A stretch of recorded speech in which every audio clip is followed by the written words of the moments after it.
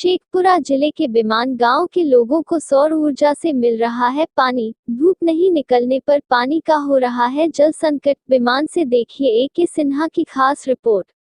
शेखपुरा जिले के ग्रामीण क्षेत्रों में मुखिया की लापरवाही की वजह से हर घर नल से जल योजना दम तोड़ रहा है।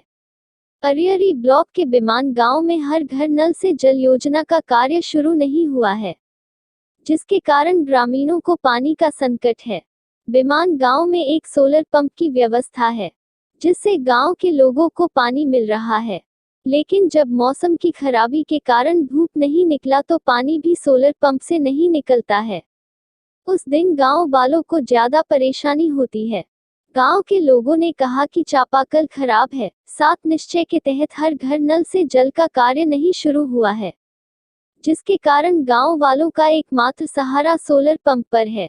ग्रामीणों ने जिला प्रशासन से तत्काल नल से जल योजना के तहत पानी उपलब्ध कराने की मांग की है।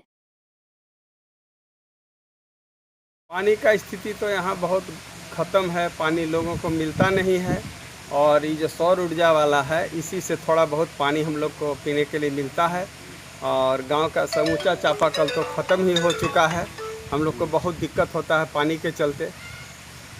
जिससे बहुत दिन तो ऐसा होता है कि हम लोग स्नान नहीं कर पाते पानी के चलते। सौर ऊर्जा से मिल रहा है पानी? हाँ, सौर ऊर्जा से मिलता है, बस इसी से पीते हैं।